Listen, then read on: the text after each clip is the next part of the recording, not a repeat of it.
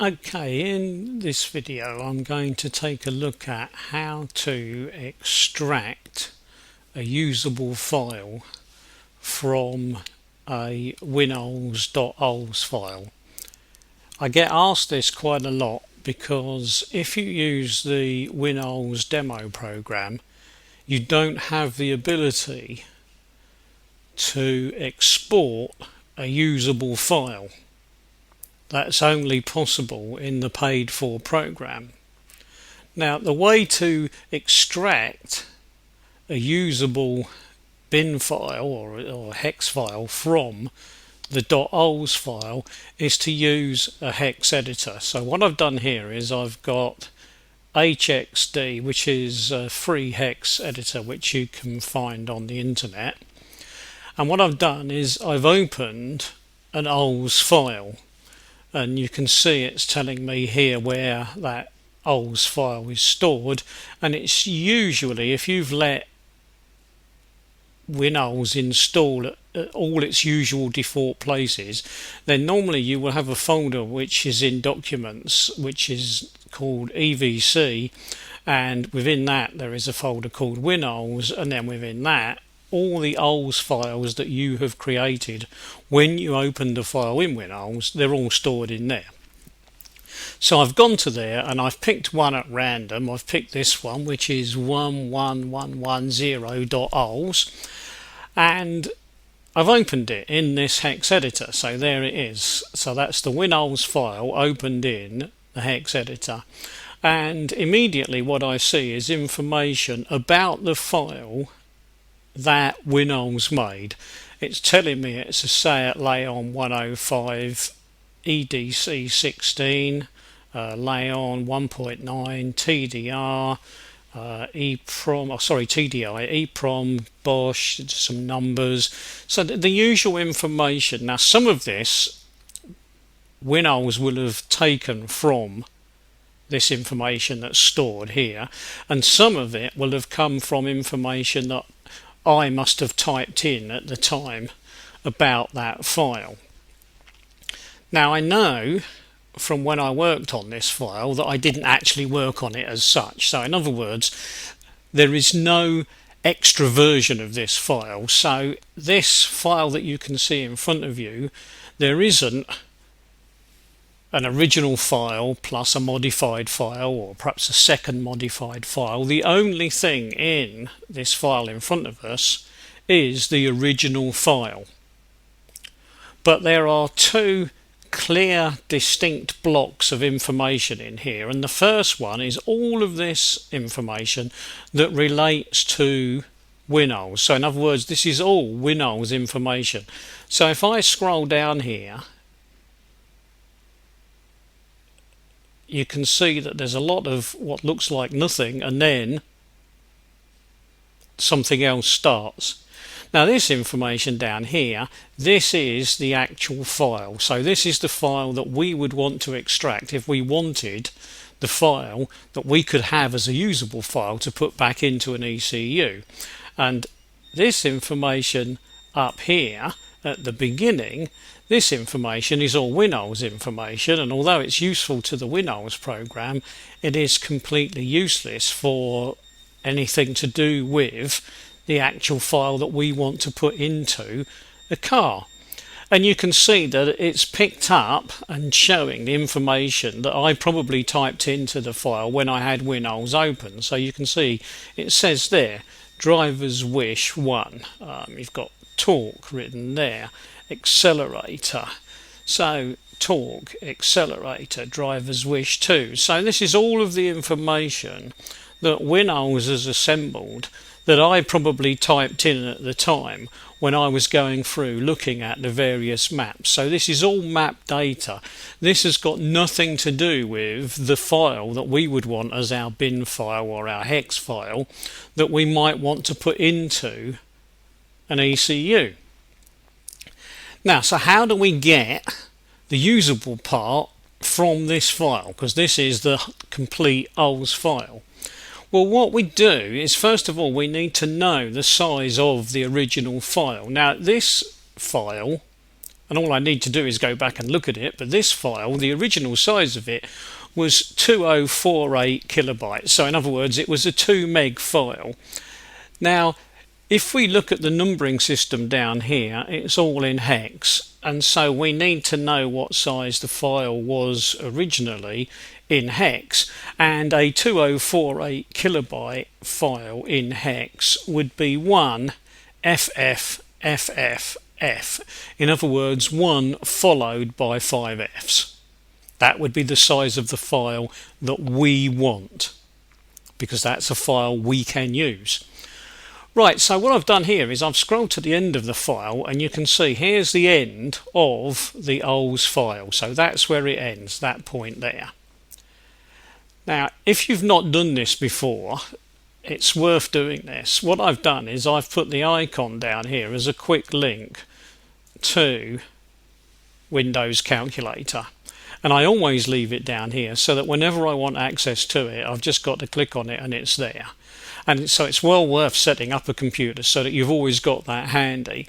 Now, I want to look in hex form, so I don't want decimal, I want a hex. So I click on hex, and what I want to do is put in this number. So I've got 240, so first of all I'll put 240, and then I've got D3, so D3, and the last part, which is where the 0 is here, is this one, which is D, so I need a D.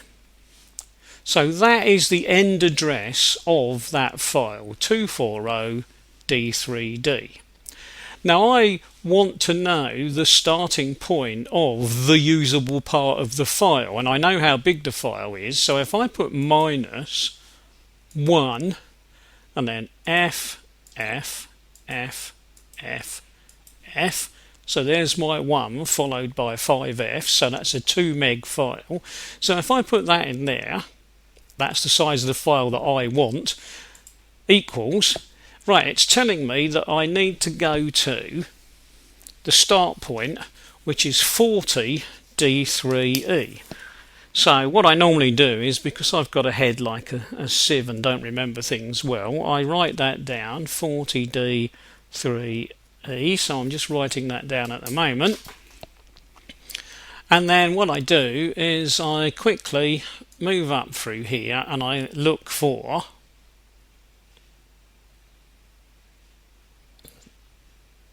get closer to 40, 44, 40. Right, so there's 40. Or in letters, there we go, 40D. Now sometimes we're in luck in the sense that it looks obvious, and in this case it does look obvious. There is an obvious breaking point here, isn't there? And in fact it's the break point from all this information to all these FFFs is D4. What have we got? 40D3, and if I go across E. So that is the exact point where that file starts. And what I do at this stage, and it's up to you what you do, but what I do is, instead of removing that file from there, what I do is I go back and I highlight a small part of that file, and then I go all the way back to the beginning. And remember, you don't have to do it this way, this is personal preference. Then I press shift and I click on the starting point. So now everything from the starting point of the hex file back to the beginning is highlighted, and then I right click, delete. This will change the size of the file. Do you want to proceed? Okay, yes I do. And now the file in front of me starts at 0, and if I go to the end of it, it ends at 1 F F F F F. So it's the exact right length for the usable file that I am expecting to extract. Now, the last part of any .ols file will be the last one that was worked on in WinOls. So in other words, when you open an OLS file in a hex editor, the first section of it will be OLS data. The second section will be the original file. If you saved a modified file, then you will have a third section, which is a modified file. If you made a second modified file, then you will have a fourth section, which is your second modified file. Now, assuming that the last file or the last part of that file is always the one you want, in other words, assuming that the final modified file that you wish to extract is always the last one, then you can follow this system, because you will always be deleting everything from the old file except the last section, and the last section, as long as it's the correct size, is the file that you want. Right, now, having got this file, obviously what I can do is I can click F and I can click Save As, and I can save this file, and instead of saving it as an OLS file, I can save it as pretty much anything I like. So I can call it .bin if I want, it doesn't matter. I can save it pretty much as anything I like, as long as my tool that will install the file into an ECU understands that format. Then that's the format I can save it in. This means that I can get at any time a usable hex bin file from the OLS file, as long as I know how to use this hex editor. Now, if the file that I want to extract isn't a 2 meg file, let's say it's a 1 meg file, it's 1024 kilobytes, that's not a problem. All I need to do is, when I do that minus part where I minus the size of the file, the size of a 1 meg file will just be FFFFF. So in other words, instead of 1 followed by 5 Fs, it will just be 5 Fs. So as long as you know the size of the file that you want to extract, you can extract it. Of course, you could, if you wanted, just cut the file and leave the original section of the file on the screen in front of you. So you could have left the original information on the screen in front of you and just cut out the section that you wanted. But I find it simpler when I'm working through these to find the start of the part that I want and then delete everything else and then just save the part that I want. So having saved this, I would know that I've got my file. Now, if you're concerned about whether this has worked okay, you don't have to worry, because all you need to do is save this file and then go to wherever you've saved it, click on it and open it in WinOLS.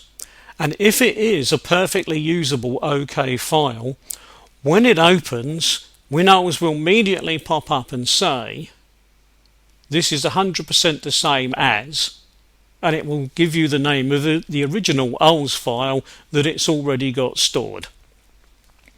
And so as long as it does that, you know that your file is good, and you don't need to open it. You can just say, OK, forget it, delete the whole thing.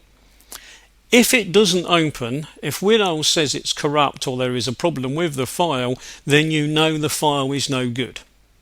In which case you need to go back and have a look at what you did and see if you can see where you've made an error.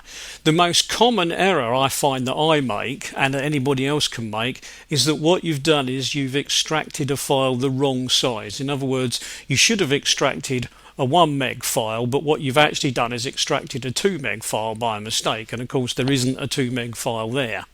So what you've got is a 1 meg file with a load of mess at the beginning of it, and WinOLS won't like that. So you will soon get a clue as to the fact that this doesn't work properly.